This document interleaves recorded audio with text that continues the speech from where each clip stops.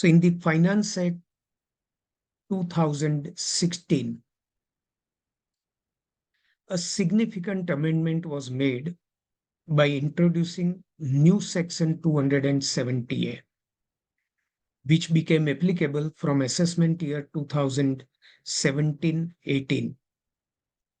Section 270A governs penalty proceedings in cases of underreporting and misreporting of income. Let us also look at what is underreporting, what is misreporting, and what are the other relevant provisions of this section. So first of all, let us understand what is underreporting of income and what is misreporting of income. The primary objective of this section is to deter taxpayers from underreporting or misreporting of their income and to ensure tax compliance. When is there an underreporting? And note this provision very carefully. There are some significant aspects in the provisions which require our attention. So underreporting occurs when the income assessed is greater than the income declared by the taxpayer. And misreporting occurs when there is misrepresentation of facts or suppression of facts regarding the income. Now, there are other 5 or 6 clauses which lead to misreporting of income, and we will see them later when we discuss subsection 9 separately. Coming back to underreporting, if income is underreported due to any circumstances other than misreporting, the penalty shall be levied at the rate of 50% of tax payable on underreported income. So if the underreported income is, for example, 5 lakhs, calculate tax on this 5 lakhs, and 50% of this tax is the penalty. And if the income is underreported in consequence of misreporting of income, then penalty is higher. It is at the rate of 200% of the tax payable on such underreported income, which is in consequence of misreporting of income. So penalty is much higher.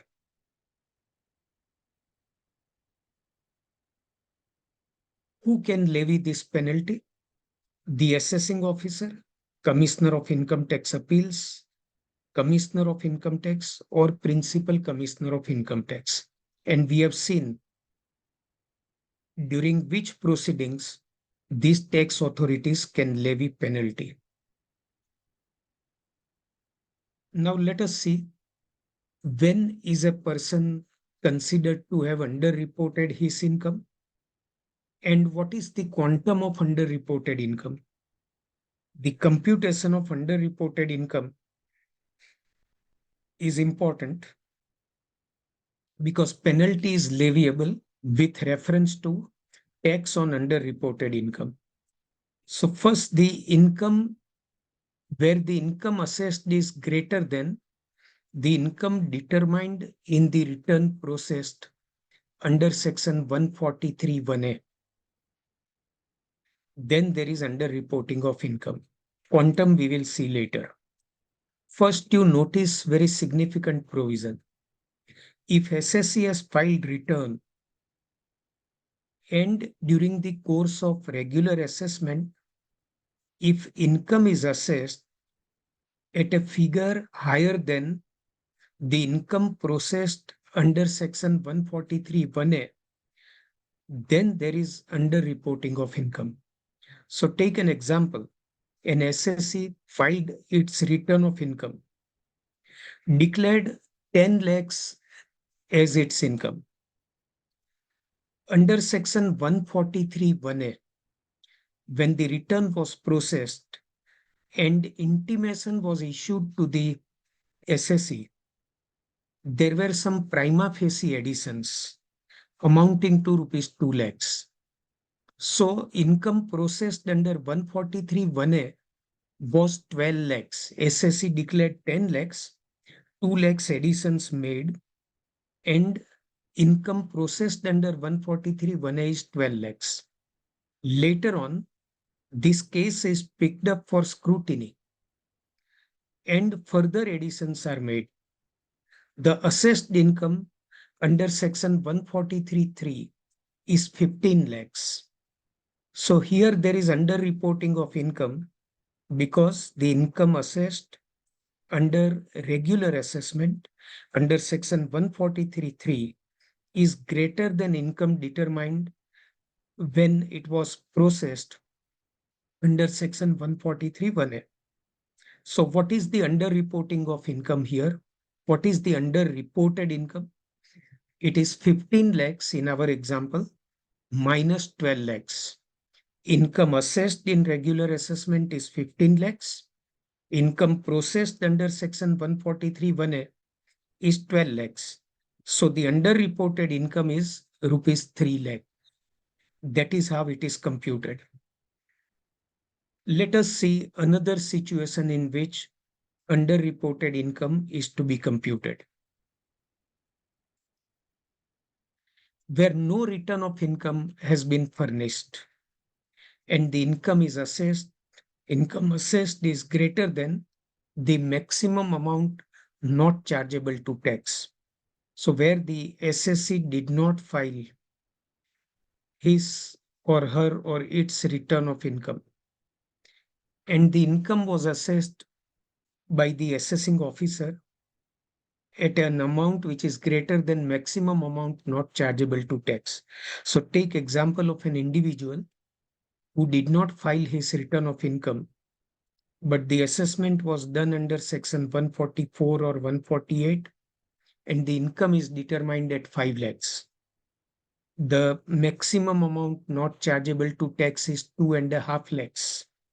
And the income determined is greater than the maximum amount not chargeable to tax.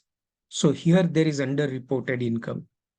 How much is the underreported income?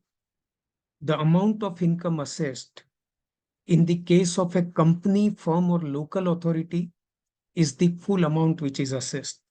We all know that in the case of a company, firm, or local authority, income is taxable right from first rupee of income. There is no maximum amount not chargeable to tax.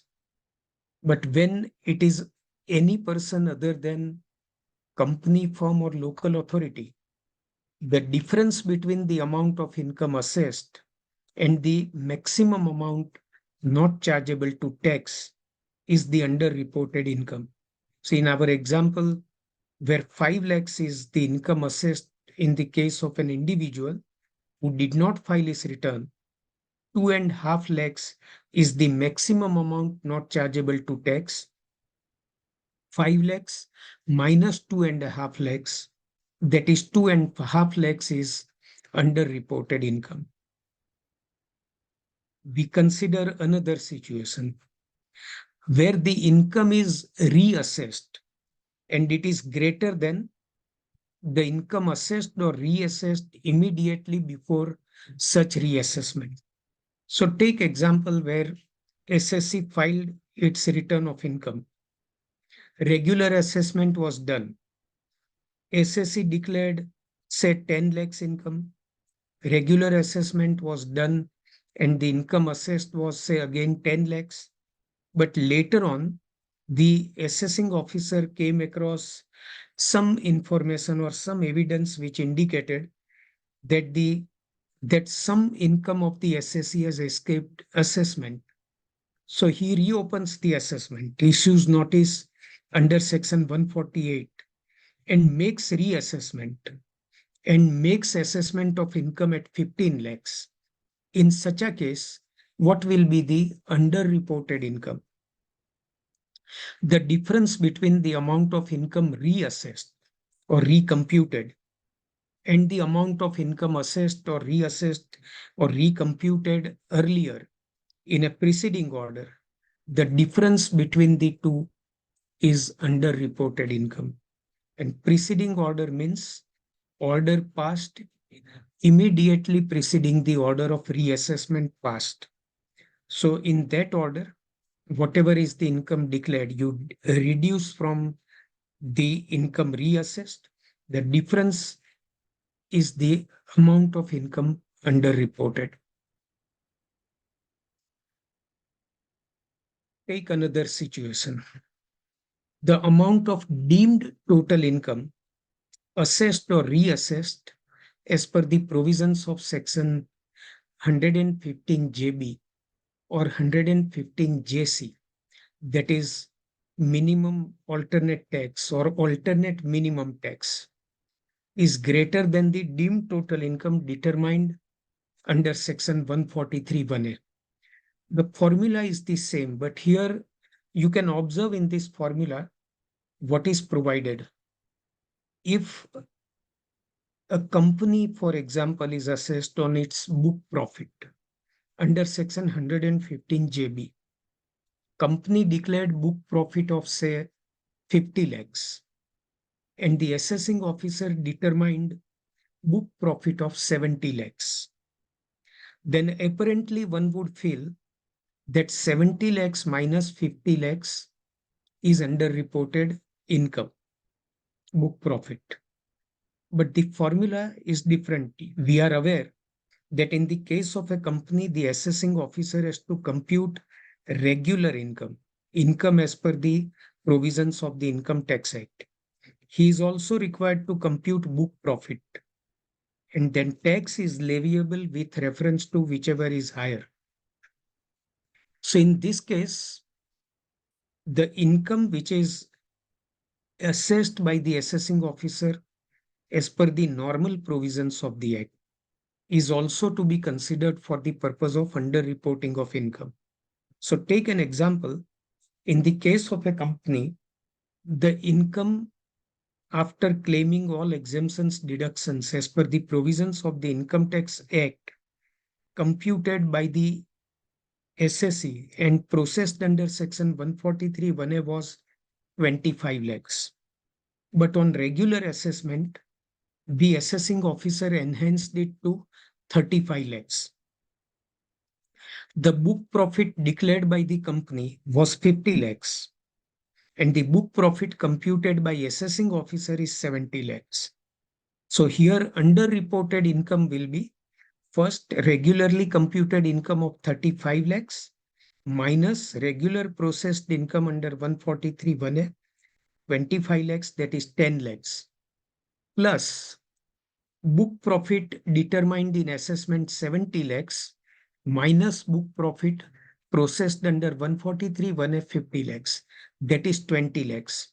So 10 lakhs plus 20 lakhs will be underreported income in this case, where no return has been filed and the assessing officer determines income, deemed income under section 115 JB, or in the case of a firm or AOP, alternate minimum tax is levied under section 115 JC. Whatever income is determined under these sections will be regarded as underreported income because SSC has not filed return or declared anything.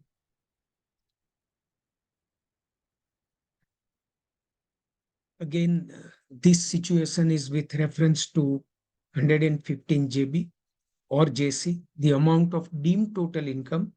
If it is reassessed, then the difference between reassessed income and previously assessed income will be the underreported income. And this is a formula which is very simple. So I'm not discussing it in more detail. It is given in the formula and one can very easily find out what is the reassessed income and what was the previously assessed income. The difference between the two is underreported income. And lastly, the income assessed or reassessed has the effect of reducing loss on or converting loss into income. So one question would arise, and one may feel that suppose the SSC declared loss of 10 lakhs for the relevant assessment year. And when assessment was done, the assessed loss was reduced from 10 lakhs to 5 lakhs. So here one may feel that there is no taxable income. Although the assessed loss is reduced from 10 lakhs to 5 lakhs, still the taxable income is nil. So whether there is any underreported income, the section very specifically lays down that where the loss assessed is lesser than loss determined under 143(1)(a), difference between the two is underreported income. And as if this difference was the underreported income, tax should be calculated with reference to such underreported income and penalty should be levied accordingly. So even where SSC declared loss, there is assessed loss, still there will be underreported income. Take one more example that SSC declared 10 lakhs loss, whereas the assessed income is 2 lakhs. In other words, the assessing officer made additions of 12 lakhs, declared loss of 10 lakhs, additions made 12 lakhs. So 12 lakhs minus 10 lakhs, 2 lakhs is assessed income. In such a case, underreported income will be 12 lakhs. The loss claimed and the income assessed, the total of the two will be underreported income.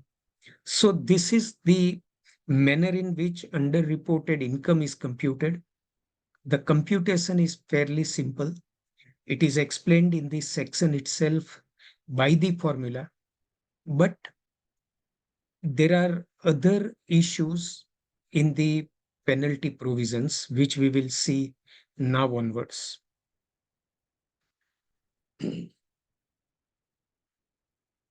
Let us, before we deal with the issues, look at how penalty will be computed uh, practically with some examples, and then we will cover the issues.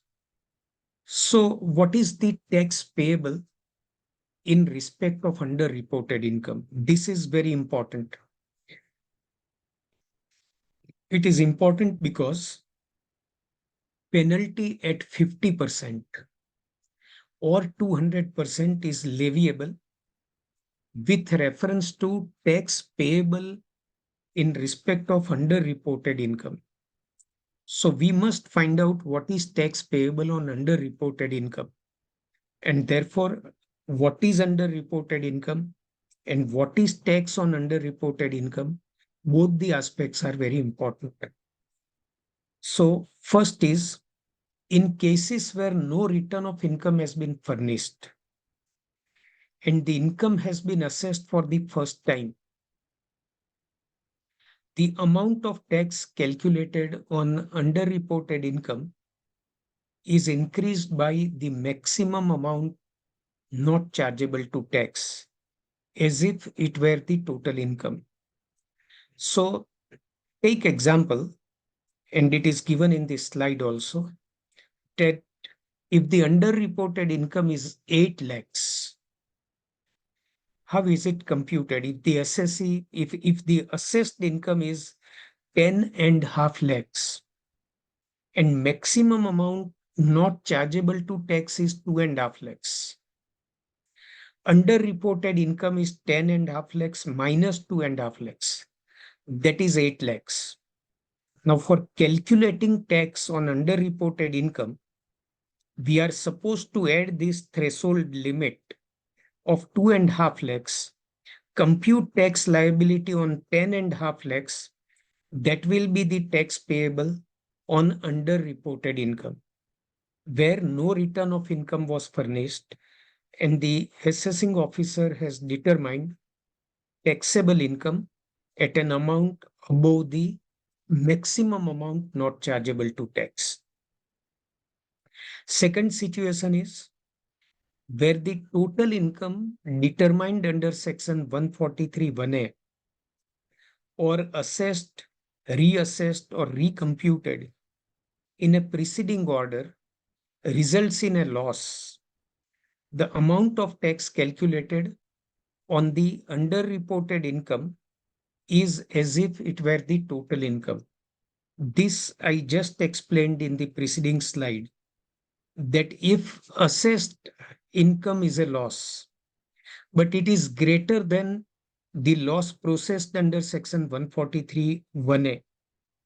We took example where SSC declared 10 lakhs loss, and the loss determined under when regular assessment was done was 5 lakhs. So there is a reduction of 5 lakhs in the loss. This entire 5 lakhs will be regarded as underreported income. Tax will be calculated on this 5 lakhs. Third situation, where the underreported income is determined according to the formula which is given here, where X represents the amount of tax calculated on the underreported income increased by the total income determined.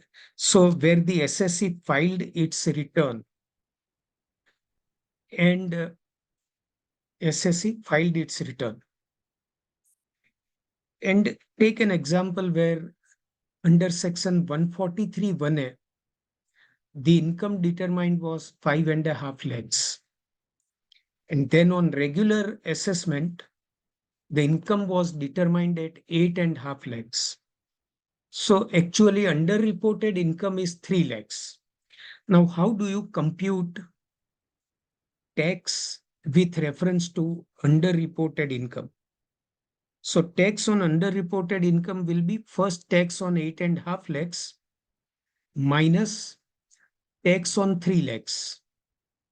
So the difference between the two will be tax on underreported income. Again, this is a formula, and one can understand reading the formula itself.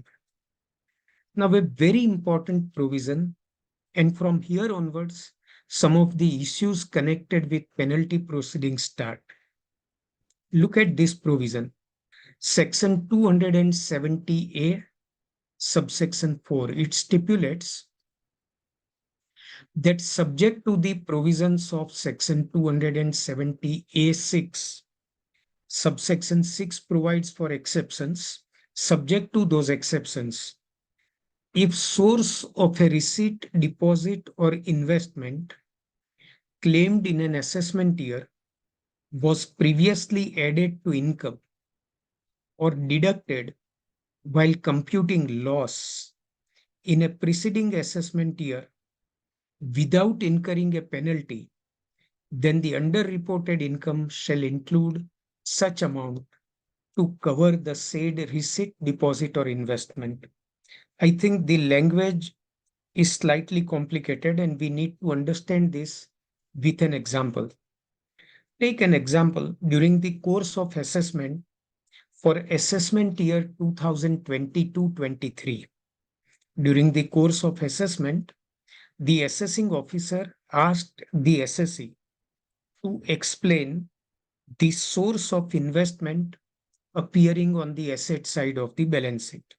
Some investment was made during the year, and the assessing officer asks, from where you got this money? What is the source of this investment?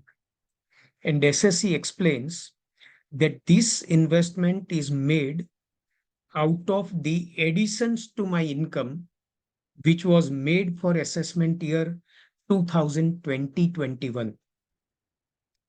So in 2020-21, addition was made to the income, but no penalty was levied in that year on this addition made. This money was invested in some investments during assessment year 22-23. And the SSC explains that the source lies in 2021. To my declared income, AO made some additions, and those additions are the income of the SSC which is invested in the current year. So if no penalty was levied in assessment year 2021 on this addition, this subsection provides that the assessing officer has to levy penalty for assessment year 2020-21 under section 270A. Here there is one difficulty. One can understand that if penalty was escaped in assessment year 2021, in spite of the fact that addition was made, and on a subsequent occasion, the source of some investment is explained to be the additions made in a preceding year, the assessing officer is given a power to levy penalty in that preceding year. This is understandable. But if you look at the time limit for completing the penalty proceedings under section 275, which is prescribed with reference to assessment order for the relevant previous year, for the relevant assessment year, then in this case for assessment year 2021, the time limit for levy of penalty under section 270A would already have expired by the time assessment for 22-23 is done. So whether penalty, if it has already become time barred, can be levied is a question. And the answer should be no. At present, we do not have case laws on this because these provisions are not very old. 270A was introduced only with effect from 2017-18. We are yet to see case laws on this issue, that for a preceding year where permission to levy penalty is granted, if an addition had escaped penalty, whether penalty can be levied in spite of the fact that penalty initiation of penalty proceedings has become time barred. The answer should be no, and in future we will have some case laws on this.